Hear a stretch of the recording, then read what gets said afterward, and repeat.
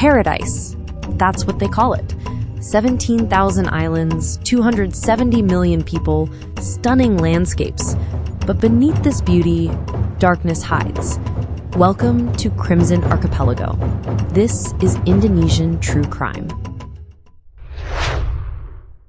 On the morning of July 8th, 2025, a caretaker in the Menteng district of Jakarta forced open the door to room 105. What he found inside would spark one of Indonesia's most perplexing death investigations of the year. Lying on the bed, covered with a blanket, was 39-year-old Arya Daru Pangayunan, a promising young diplomat from Indonesia's Ministry of Foreign Affairs. But this was no ordinary death. His face was wrapped in plastic, tightly bound with yellow duct tape, in an eerily methodical pattern.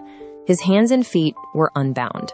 The door had been locked from the inside, and his primary cell phone was missing. The police would eventually conclude suicide. His family insists it was murder. The truth? It remains one of Indonesia's most controversial unsolved mysteries. This is the story of a dedicated diplomat whose final 24 hours raise more questions than answers. To understand this case, we first need to understand who Arya Daru was.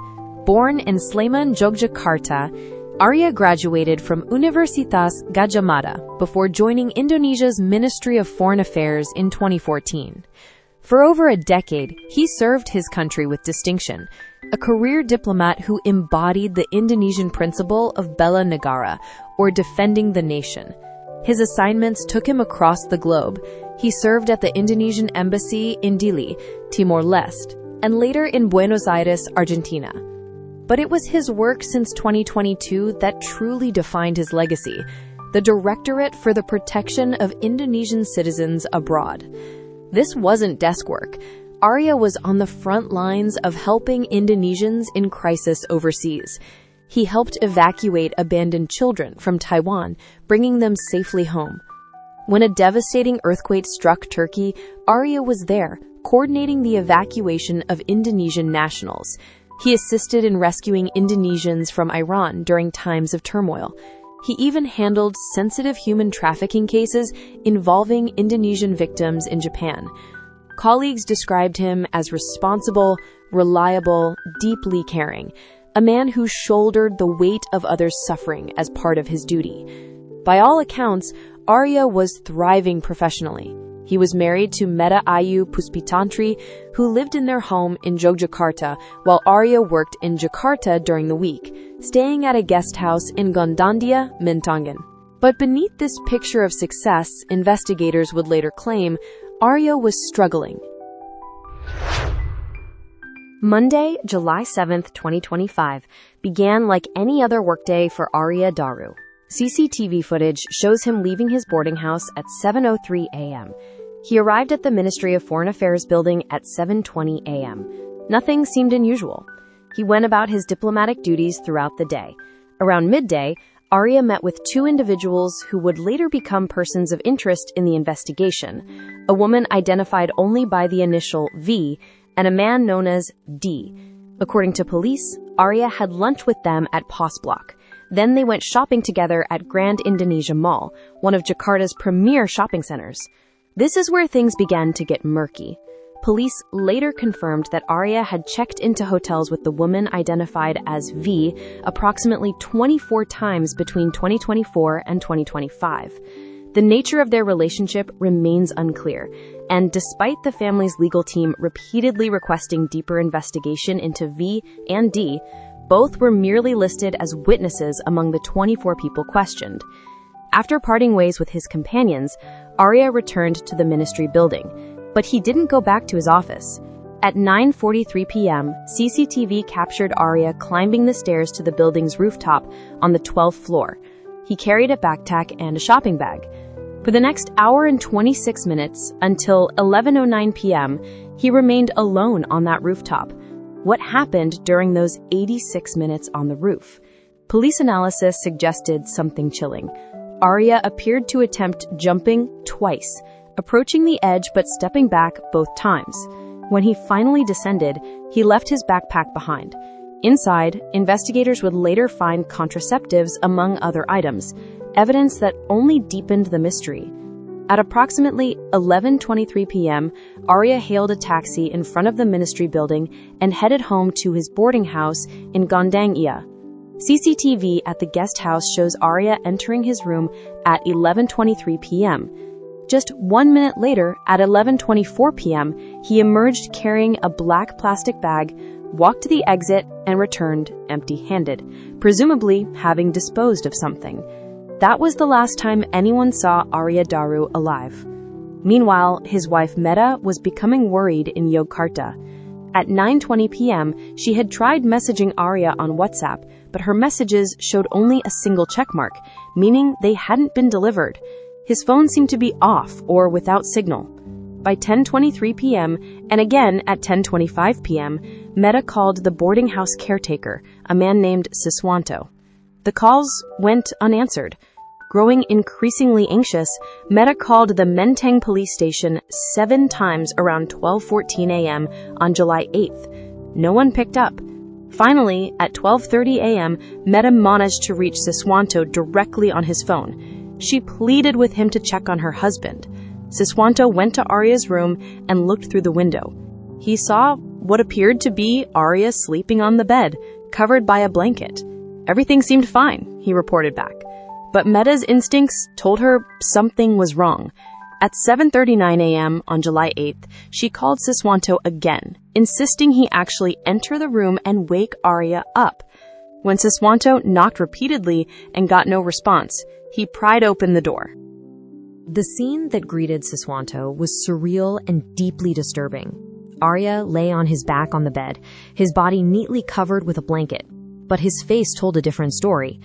It was first wrapped in plastic, then wound round and round with bright yellow duct tape in a methodical, almost precise pattern.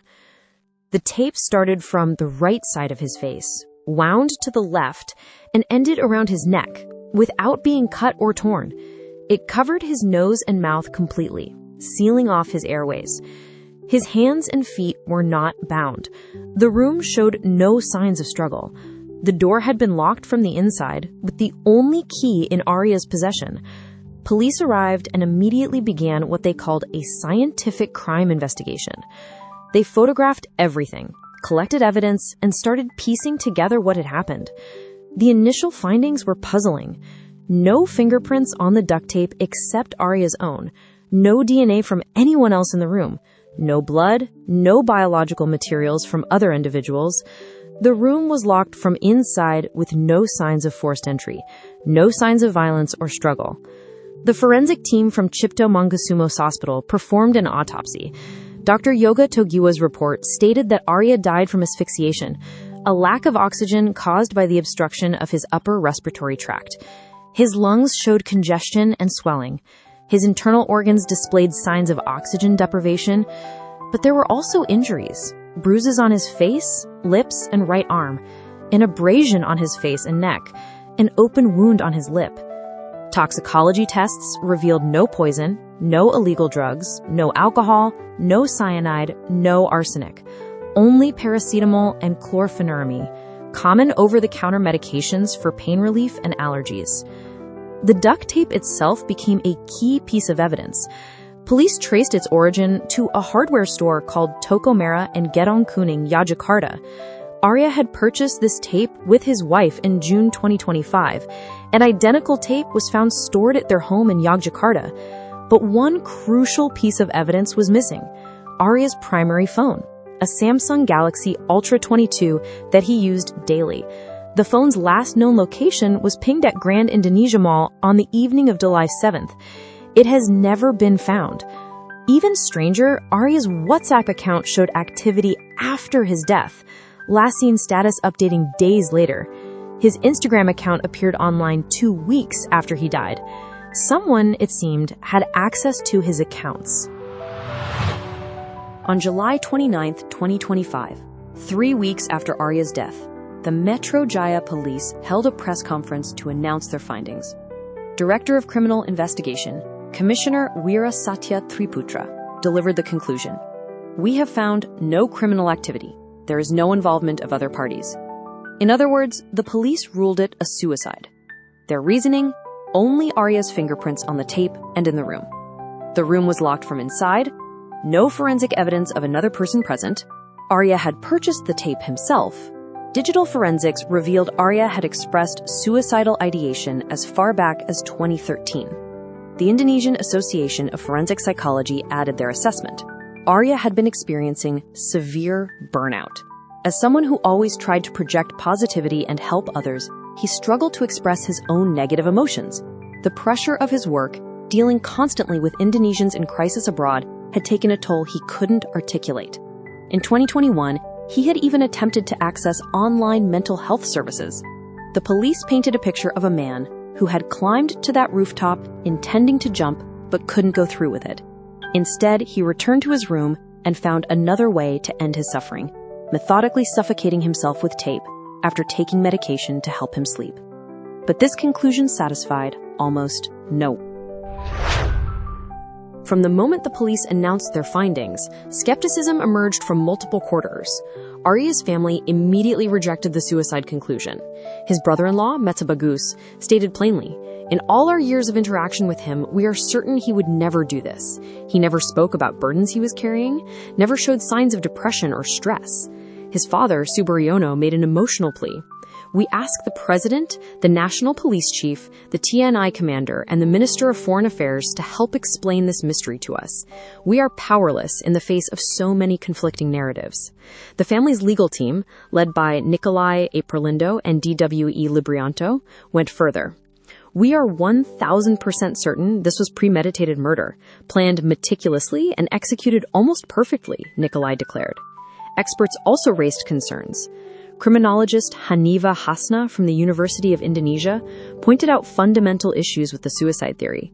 The condition of the body was too neat, too organized. In suicide cases, people choose quick, fatal methods that don't require complex technical skills. Hanging, poison, jumping. They want it to be over fast. But wrapping your own face with duct tape in such a methodical, tight pattern until it perfectly seals your nose and mouth? This is extremely rare in suicide literature, both in Indonesia and internationally. She noted other red flags. No suicide note, unusual for someone planning their death. The staging elements, the neat blanket, the organized room, the precise tape winding. The missing primary phone, which likely contained evidence of his final communications. The mysterious activity on his WhatsApp and Instagram accounts after death. The perfect lack of any forensic evidence, suggesting someone with knowledge of forensics. Dr. Handar Subhandi Bakhtiar, a criminal law and forensic expert from UPN veteran Jakarta, emphasized that regardless of whether another person was involved, the death itself was unnatural by legal definition. The sealing of airways with tape is an external factor, making this categorically an unnatural death requiring full investigation. In August 2025, the family received something even more bizarre. A mysterious brown envelope delivered by an unknown man during the first prayer gathering after Arya's funeral. Inside were white foam symbols, a heart, a frangipani flower, and a star. No explanation, no sender. The envelope was sealed with 2 white stickers. The man who delivered it left immediately, and no one knew who he was. The symbols have never been explained. Months later, new evidence emerged that further complicated the picture. The family's legal team revealed that forensic examination had found not 1, but 4 fingerprints on the duct tape. Only 1 belonged to Arya. The other 3 were deemed not suitable for testing, but their very presence contradicts the police claim that only Arya's prints were found. Medical examiners documented blunt force trauma to Arya's chest. The hospital couldn't determine whether this was self-inflicted or caused by someone else. The relationship with the woman known only as V remained unexplored. 24 hotel check-ins in a single year is significant, yet police treated her merely as a witness. Her companion D received similarly cursory treatment. The missing Samsung phone represents perhaps the biggest evidentiary gap. Modern smartphones contain complete communication records, location data, app usage, a digital footprint of a person's final days. Its disappearance is suspicious. Its activation after Arya's death is deeply troubling. In her formal letter to the National Police Chief, Meta Ayu Puspitantri laid out her concerns. The method of suicide is highly unusual. There is no personal message, which is typically present in such cases. The conclusion of no criminal involvement came too quickly. The alleged burnout from 2013 is cited without strong supporting evidence. There has been no official report on investigation progress since July 29th. She demanded answers. So did Indonesia's Commission 3 of Parliament, which agreed to hold a public hearing on the case. To understand why this case resonates so deeply in Indonesia, we need to acknowledge a painful pattern. Indonesia has a troubled history with mysterious deaths of government officials and activists. The 2004 murder of human rights activist Munir Said Thalib, poisoned with arsenic on a Garuda Indonesia flight, took years to partially solve and still has unanswered questions about who ordered the killing. When a diplomat working on sensitive cases, human trafficking, citizen protection in foreign countries, potentially classified information, dies under questionable circumstances, it touches a nerve in Indonesian society. Add to this the specific nature of Arya's work. He dealt with trafficking cases, with evacuations from conflict zones, with sensitive international matters. Did he see something he shouldn't have? Did he possess information that made him dangerous to someone? The family's legal team has been careful not to speculate about motive. We're not investigators, Nicolai Apolendo said. Our job is to point out the inconsistencies. The motive is for the police to discover. But the questions linger. Could this have been connected to his work? Were there interests, criminal or otherwise, that he threatened? Or is this truly what police say? A tragic suicide by a man suffering in silence. As of February 2026, the case officially remains closed with no criminal findings. In December 2025, the Metro Jaya police issued a formal termination of investigation. An SP3 document, numbered SP3/310/12/2025/Diretskrimum. In their view, the case is resolved. Arya Daru died by suicide. There is no evidence of foul play and no further investigation is warranted. But the family hasn't given up. They continue to push for answers through multiple channels. Formal complaints to the National Police Chief, appeals to Commission 3 of Parliament, letters to the President and TNI Commander, requests to the Ministry of Foreign Affairs for transparency. The National Police Commission, Kompolnas, has acknowledged the family's concerns but maintains support for the investigation's conclusions.